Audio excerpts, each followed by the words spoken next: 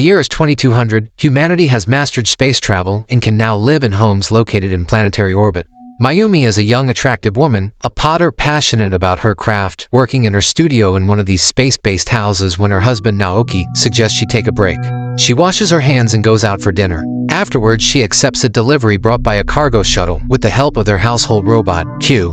Suddenly, she feels a ringing in her ears, and a terrifying vision flashes before her eyes. Red streaks, and she herself lying in a pool of blood. But then her husband calls her name and reminds her they have an appointment with the doctor. Mayumi assures him that she's fine, yet when Naoki turns away, her face becomes troubled. She follows Naoki into a room outfitted with metaverse chairs that allow a person to travel to any point. She admits she often confuses what's real and what's virtual. The device turns on, and Mayumi finds herself in a clinic where her husband and the doctor are already waiting. She tells the doctor that her ears often ring and her head hurts. The doctor suspects she has a post-traumatic disorder since she lost her memory after spending time in a coma caused by a head injury she received during a tsunami. Strangely enough, Mayumi doesn't remember the cataclysm at all. Later, Naoki gives an interview as the inventor of the first orbital homes, which many of the planet's wealthy citizens have moved into.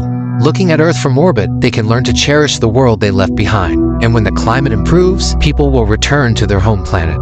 Meanwhile, Mayumi admires the tomato harvest in their greenhouse. The tomatoes look perfect.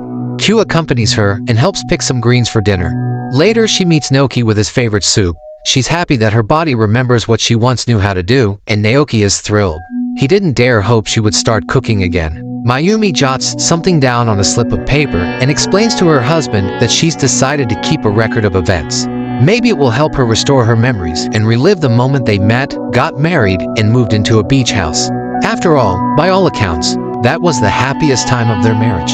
For some reason, this idea worries Naoki. He insists it's too soon for them to return to Earth and reminds her of the doctor's advice.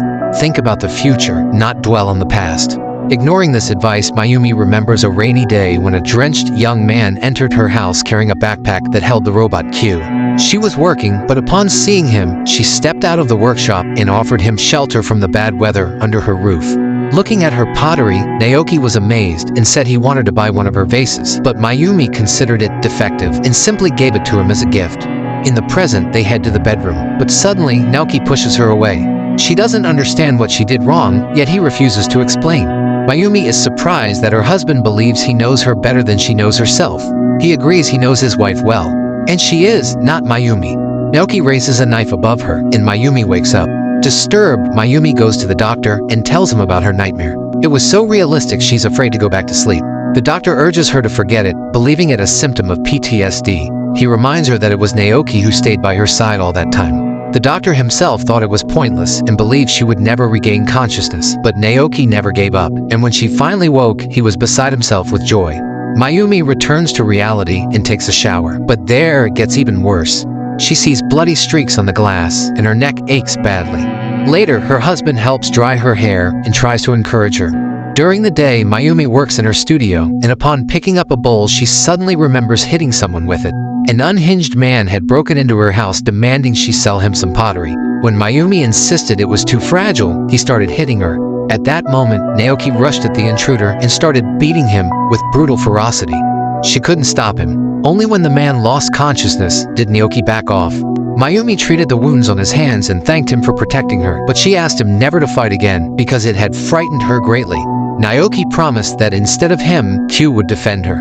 Laughing, Mayumi continued checking Naoki's injuries and noticed terrible burns on his sides and back. He admitted that his father was very fond of cigars. Feeling pity, Mayumi kissed him, and that was the beginning of their relationship. In the present, Naoki is reviewing his wife's psychological profile when he suddenly hears music from the living room. He goes there and sees Mayumi napping on the couch with a Debussy record playing on the turntable.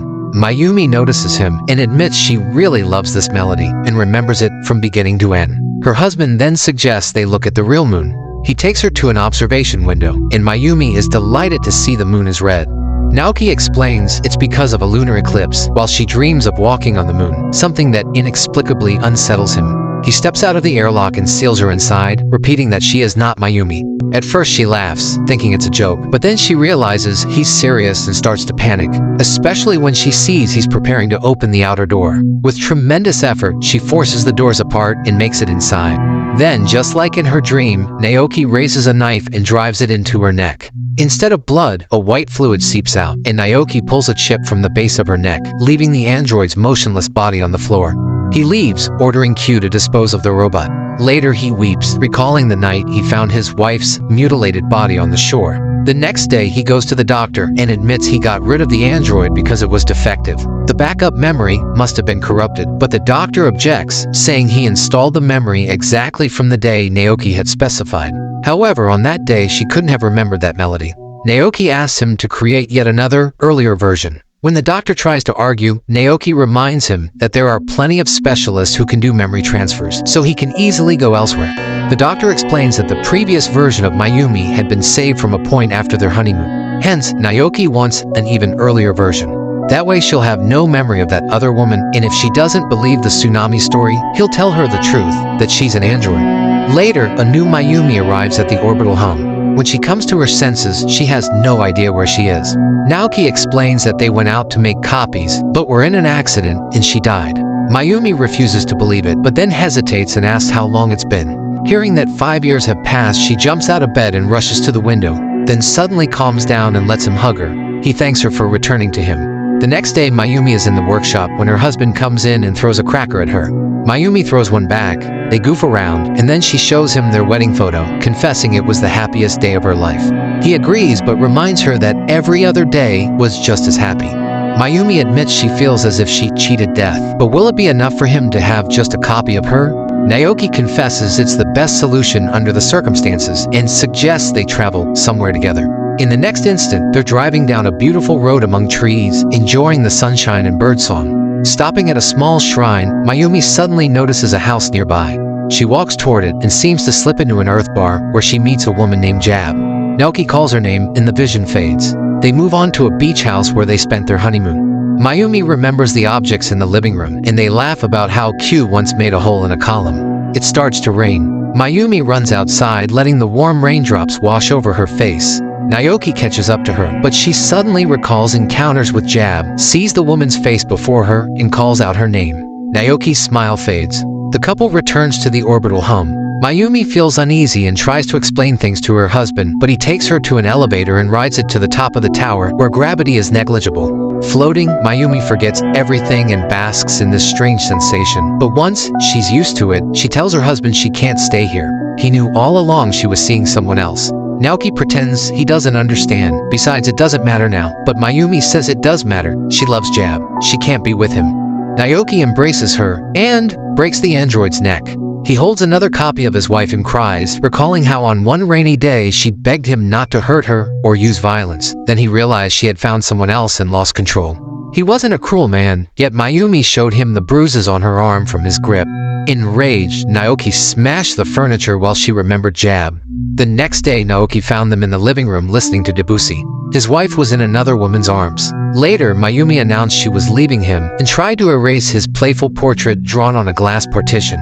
In the present, Naoki goes to the doctor again and asks him to use Mayumi's memory from the day they first met. Their wedding, their honeymoon, and the other 6 years should just be erased. He wants one last chance to win back his wife. Soon the android arrives at the house, but this time Mayumi is frightened when she sees him, feeling she has woken up a hostage of an almost total stranger. He reminds her that she had wanted to go to space, and he describes their wedding and happy life together in the beach house. But her current version has no such memories, because he hopes she'd recognize him and fall in love with him again. If she doesn't, he won't force her to stay. Mayumi calms down a little and agrees to give it a chance. He tells her they were very happy for all those 6 years. Then he wishes her good night, but Mayumi can't sleep. She looks around the room and finds a note in the vanity, warning that Naoki will kill her. At that moment, her husband comes in and tells her he's leaving on business. When he returns, he'll show her around the house. After he's gone, Mayumi finds Q and asks the robot to help her escape. Q leads her to the elevator, and Mayumi goes up the tower. She doesn't understand why the robot brought her there and wants to know who wrote the warning. Suddenly, she hears her own voice. Turning around, she sees an exact copy of herself, who admits she's the one who wrote that note. Shocked, Mayumi sees many duplicates of herself silently emerging from all corners of the room. They explain that Q saved them, but Naoki destroyed their identities, yet they retain some remnants of memory. They are all the same person, and now she must save her earlier versions. Q confesses that it can summon a transport shuttle, and Mayumi suggests that her duplicates escape on it. But first, they need to exchange memories. The androids begin the process. Time rewinds to an evening when Naoki finds Mayumi packing her suitcase. Naoki begs her to stay, but she shows him the bruises on her skin. He always promised not to hurt her again, and she always believed him, but it kept happening. Maybe it's because he suffered in childhood, but she can't endure it anymore. She walks into the yard, but he catches up to her. Seeing the knife, Mayumi panics and climbs onto the parapet. Naoki drops the blade, yet pushes her. Mayumi falls from the height and dies. He discovers her body on the shore and weeps over it. In the present, Naoki arrives for dinner and sees his wife made his favorite soup. But how did she know? He notices her taped neck. It's a previous version of Mayumi. The android flees.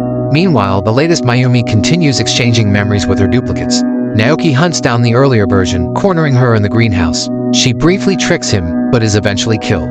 He enters the elevator, but Mayumi, warned of his approach, orders Q to stop him. The robot disables the lift, forcing Naoki to climb the shaft. Meanwhile, Mayumi arms herself, preparing to trap him in the airlock. She thanks Q. It's the last humanity left in her husband. Reaching the tower, Naoki lunges at Mayumi. She flees, leading him into the airlock, but he escapes before the doors close and seizes her. Q intervenes, reminding him of his past command to protect her. He tries to attack again, but the androids grab him, and Mayumi throws a knife that strikes Naoki in the chest. He falls as the copies silently watch him. Mayumi says they will never forgive him. He destroyed everything. He suddenly recalls how they used to dream of living in a space home and drew pictures of it on a glass partition. He weeps. Mayumi helps him up and leads him to the shuttle, but he suddenly shoves her inside and seals the door behind her. As Mayumi departs, Naoki steps into space with Q's help. On Earth, at the beach house, Jab welcomes Mayumi with tea. She confesses feeling as if she's lost part of her memory. Jab reassures her it happens to everyone. A beautiful film with incredible music and a terrifying look at a shattered relationship where abuse reaches its most extreme form, ending in death. Will people in the future still be unable to free themselves from this curse?